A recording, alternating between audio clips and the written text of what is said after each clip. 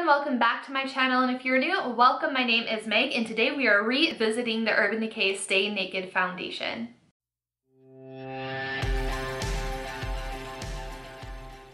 I wanted to do a re-review of this because this foundation has kind of sat in my drawer like the last year, honestly. So I really want to give this a fair shot, give it a review. I honestly can't remember if I put a video of this on my channel when I got it. I don't know if I actually did. But there are a couple of reasons of why I want to revisit this foundation and why it was sitting. I'll get into that in a few minutes. I just want to cover the basis of this product. So this product launched, I think it was like last year it came out. It has 50 shades, so it was like part of like the big shade movement. It retails for $40, and let me get into the description of this product. Stay Naked is described as a weightless, buildable coverage liquid foundation with a real skin matte finish that will last up to 24 hours. That was a really big claim. I remember when it first came out. So the fact that it was long wearing, it was also described as waterproof and sweat-proof. Those were all really enticing descriptions for me to want to pick this foundation up. I do live in the desert and it gets to be like 120 or sometimes hotter. So foundation that I can wear without it feeling like it's literally sweating off my face is like very appeasing to me. It's also described as being breathable, flexible, and did we mention lightweight coverage. This formula was designed to create a second skin feel, leaving you feeling like you. No heaviness or caking. It blends seamlessly to conceal uneven skin tone and minimize the appearance of pores. Buff out with a sponge for lighter coverage or use with a brush to build medium coverage. It also, in the description, says for a light coverage to use a sponge or a diffuser brush, for medium coverage to use a sponge or a foundation brush, and for full coverage to use a flat top foundation brush. And then again, it says waterproof, sweatproof, vegan, and cruelty-free. Urban Decay is 100% cruelty-free across the board. This is 1 fluid ounce of product for $40 again. And yes, I did not exactly find it easy to find my shade match. That's why it's been sitting in my drawer. So last summer when this came out, I was super excited about it for reasons I just explained. I live somewhere where it's really freaking hot, and it's not enticing to wear your makeup in the summer here because it literally feels like it's just gonna drip off your face if you're outside. When I first went, I was starting to tan. I was starting to be outside, out by the pool, get a tan. So I was like, I want to get a shade that's a little bit darker so it works for me as time goes on. The shade that I wanted, I think, was like 30 or 35, and I tend to be neutral undertones in most foundations, sometimes cool tones depending on the brand. And they didn't have that shade in the store. So I was like, okay, let me go with the 40 neutral. It was like about 7 shades too dark. It looked in the store like it could work, and then in a week or two I would be even with it, but it was way, way, way too dark. So I had to drive back to Sephora to return it. And I think I ended up getting the 30 or 35 because I think it was back in stock at this point in time. However, once I got it home, that shade match did not work for me either. So then I went back for what is a third time now, and I picked up the shade 20. So there was like really no in-between shade for me for this pale shade and one that was like too dark and too tan. So I was like, whatever, this seems to match me for now, so I'll just wear it and see how I get on with it. It was like 2 or 3 shades too light when I got home. So at this point I was really frustrated and I was really sick of driving back and forth to the mall, and I was like, I just don't even feel like returning this. I'll just keep it and wear it in the winter and use it as a winter foundation, like whatever, I'm over this. I didn't really feel the need to reach for this in the winter months because I had found other foundations that I really loved and was really working for me, so I never really gave this a second shot in the winter. But now, because of quarantine, it is the start of summer, I am not able to be out at the community pool getting a tan. I've officially lost all tan lines from last summer. I'm in my palest form, so I was like, this will probably work for me now. And now that it is hot, I feel like I want to give it a second chance and see if it truly is sweat proof. And if it is, then I know in the future that I can go ahead and get a better shade match for me that will work for me in the summertime. So that is what I'm doing in this video. I'm gonna wear this a couple different days and report back. So today you're gonna see me apply to my face, and I don't mean to spoil anything, but I do say as I'm applying, it doesn't feel like there's anything on my skin. So their claim of it feeling like invisible on your skin, I would agree with. It didn't feel heavy until I put powder on, and now that I've been wearing this for about an hour, I can feel that I have makeup on, but it doesn't feel overly heavy. If you're someone that doesn't really wear makeup, you're definitely going to feel this. With my pores, I can't really say I've noticed a difference. We will get into the finish of the foundation as you see me apply it. So today I'm gonna wear a couple of hours just to get a general feel. I'm gonna be wearing it outside where it is hot in the next couple of days to see how it holds up in the heat. And then, you know, the end of the video, I will come back and let you know if I think this is worth giving a second chance to. So let's go ahead and get into the footage of me applying this foundation and walk you through that. All right, so my makeup is partially done, but we are going to get there. I already have my skin prepped with moisturizer. It's been on my face for about 5 minutes now, and I'm just going in with my Milk Hydro Grip Primer. This has been my favorite primer since I bought it. It's really tacky, so the foundation is going to stick on it, and I feel like it helps it last longer. And with a long-lasting foundation like Stay Naked, I feel like it's a good pair. Before we go further, I do have a drier skin type, and I do have like a lot of redness on my face. So normally I was before looking for more full coverage foundations, but now I like more of like the natural coverage. But I just want to give this a second chance because I never really got to before. So this is in the shade 20NN, and it should match me because I'm like at my palest form from just not being outside. So I'm going to start, that was almost a full pump. Have it fall down on your tits apparently. I like using a sponge, I think because I have dry skin. Whenever I use a brush, you can literally see the brush marks, and it doesn't apply evenly on my skin with the brush. Not this foundation specifically, like pretty much any foundation. So it did a pretty good job of covering most of my face, but I know I'm gonna need to add more right here, especially my treble area. And if you have a hard time getting that little crevice, I just pull my nose to the side just to get in there and to make sure everything is covered. Normally I prefer for my foundation to really cover this up, and I'll build it up a little bit, but because I'm gonna be adding concealer, I'm not gonna like build it up too much. I'm just gonna add a little bit more.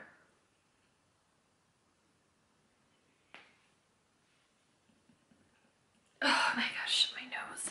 All right, so let's do a little comparison here. So as you can see, the side with the foundation, even though it is, I think this is considered more a matte foundation, it definitely looks like I still have some life in my skin. It doesn't look like completely flat. It did a really good job of covering up my redness and imperfections, like especially around my nostril area.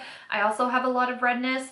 I wouldn't necessarily say like this is full coverage out the gate. As you saw, I did have to build it up a little bit, so it is a buildable foundation. So if you do want to achieve like that completely blank canvas look, you can. It feels nice and lightweight on the face. It doesn't really feel like I have anything on. So this is what we are working with coverage wise. I will get the rest of this on and be back for an update. Okay, so the foundation is on. It is looking a little rough, especially around my forehead. I can definitely see any dryness that is there. You can kind of see like the patches of dry areas where it's like sticking more and a little bit more pigmented, where I have like red spots going through. So yeah, it's definitely like more of a matte drying foundation. And then you can also see my redness kind of like peeking through, like the foundation isn't sitting nicely on top of my skin. But that is like typical, honestly, for any kind of like full coverage foundation and long-lasting foundation. That's kind of what you get.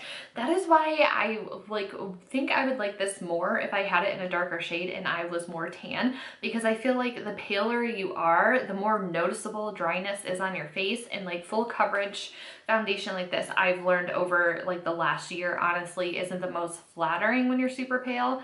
It's definitely nicer to have like a more dewy foundation. But this is what it is looking like so far. I know because it is long-lasting foundations tend to look worse before they look better. So I think after an hour or two of wear, this will start to look better on my face. It does feel slightly tacky, and I always set my foundation because I hate that tackiness feeling, and I feel like it just rubs right off. And I also want to make sure that I have a smooth base for my powders to sit on top of. So I will be setting this with the Maybelline Fit Me, but before I get into that, I'm going to contour and highlight. So we'll see how this does with creams being blended on top of it. Sometimes with more heavy duty, long lasting foundations, it tends to break up and not like blend. So we'll see how this goes. Okay, so one thing that I'm noticing is that I always like to dot on my nose contour instead of like doing a line. Just because foundation does tend to pick up on my nose, especially fuller coverage foundations, and it is starting to pick up a little bit. But I noticed that it wasn't really wanting to blend into my skin. Like you could still see the dots there. Like it's just not blending nicely on my nose. Everywhere else it blended decently, except for at the very tip of my forehead, it did start to break up. So this might be a foundation that is better off with no cream product for contouring and just powders, so I'll have to try that another day that I'm wearing this foundation. Okay, I just finished powdering my face, and I feel like I'm looking very, very cakey and very, very dry, especially on my nose. If you can see, it's kind of almost like the contour and everything just like rubbed off, and you can kind of see some redness peeking through my nose because it was starting to break up. It is a very full coverage, and I think because I started using a lighter coverage foundation, I just don't like this look as much anymore. I almost feel like in 2020 people are like leaning less, you know, towards full coverage and leaning more towards sheer coverage. And now that I set it, my face definitely feels like very dry and like parched. So I'm gonna go ahead and finish my makeup, wear this for a little bit, and then be back with an update. I am horrible at doing check-ins. I haven't done a video like this in so long. I forgot to show you guys the time when I first started, but I've had this on for about 2.5 hours. I ate dinner. I had ravioli, pasta sauce, garlic bread. So yeah, my foundation really stayed intact. I will say it does feel lightweight. At first when I put the powder on, it did feel really heavy and like I was wearing makeup. However, as time has gone on, it only really feels heavy right here where I needed to layer the foundation on. Everywhere else, it feels pretty light. I will say it looks very dry, very matte, and very powdery still because it is supposed to be a 24-hour wear foundation. I feel like it's really gonna hold its ground until like at least 8 hours in. Most foundations tend to warm up with your face and like, you know, it mixes in with your natural oils and you get more like that skin-like finish. That hasn't happened yet with this foundation. And then I will say that I noticed that it looks like it's breaking up a little bit right in between here. But other than that, it looks pretty good. I do have some redness like around my nose area. I don't know why, but when I put it on, it was like really itching my nose. So I was like doing this a lot. But let me zoom you in. So you can see around my mouth area, it didn't really break up or wear down with eating. You can just see like over here, I have some redness on this side of my nose from rubbing it, but it really hasn't moved out of place. And you can kind of see over here what I mean. Like it just looks like very powdery and very dry. I did set it with Fix Plus when I finished my makeup earlier to try to bring some dew back into my face, but it didn't really work. And right up in here, I don't know if the camera's gonna pick it up, but you can kind of see some redness sort of poking through in person. But again, you can see like my forehead just looks very, very dry and very textured. Normally, I would never recommend working out in makeup ever, but I know like not now because of everything going on, but like rewind to 7 months ago. If you were at work and you stopped at the gym on your way home to do a workout, if like your makeup would hold up in it for whatever reason, I do not ever advocate working out in makeup. It's very bad for your skin. But because I do want to have this on longer than 2.5 hours, I am going to break one of my own rules, work out in my makeup, and I get very sweaty in this workout, so we will see how it holds up against workout sweat, and I will be back to check in later. Alright, so I just did about 40 minutes of high intensity workout, and I also just vacuumed my entire house, so I am definitely sweaty. I definitely feel sweaty like on my forehead, but I also feel like my makeup hasn't really moved around, so let's zoom in and take a look. So as you can see, the only place that's really broken up is my nose, and that's because I was itching my nose and rubbing it a lot. So that definitely disrupted the foundation, so you can't just like go at your face. But I don't really see it breaking up on my forehead where I am feeling pretty sweaty. And it doesn't look as dry. It's starting to look more like skin. So that's nice that it doesn't break up and it starts to look more skin-like. I do think like the sides of my face look really, really nice so far for how long I've had this on.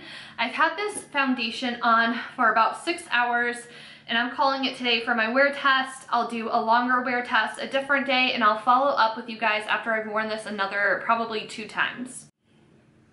Alright, I'm back. It is a different day. I have the Naked foundation on and I'm going to the pool, and as you can see, it is 106 degrees outside, so we will see how this holds up in the heat, in the sweat, and around water in a pool. Let's not talk about how my bronzer and blush looks, but let's just talk about the foundation. Okay, it's like several hours later that I was out in the pool enjoying some adult beverages. My chin, by the way, was getting wet a lot in the pool. Yeah, no, my foundation still looks pretty freaking great. I had a lot of itchiness around my nose because my skin is dry. It is dry there. There's a teensy bit of pinkness peeking through my chin where, again, I was getting dunked in the water, so, but I will say, for makeup, it held up pretty good. Let's do a zoom in. You can see my redness right there. That has been a thing. It's nothing against the foundation, but you can also see around my chin area how it's more so my actual skin shining through than the foundation, say, as on my forehead. But I will say that the foundation was very sweat proof. And I will say it was pretty waterproof for what it was. Like from here down, I ate dinner, I went out to the pool, there was water coming up on my chin. Like, it looks pretty good for what it was. So, but if you're looking at me from far away, it's not that bad. It's just like a little bit noticeable. But other than that, I think that this held up pretty well in the heat. It held up pretty well in the water. So if you're someone and that is a concern for you, then this foundation might be something that you're interested in looking at. However, 99% of the time when I'm out in the sun, when I'm by the pool, I'm not wearing makeup. I don't care. But yeah, this was a test for that, and this is how it did. I hope you guys like this. Thank you so much for watching. I hope you enjoyed this video. Give me a thumbs up if you did. Don't forget to subscribe on your way out. Let me know what kind of videos you would like to see next, and I will see you in the next one. Bye, everyone.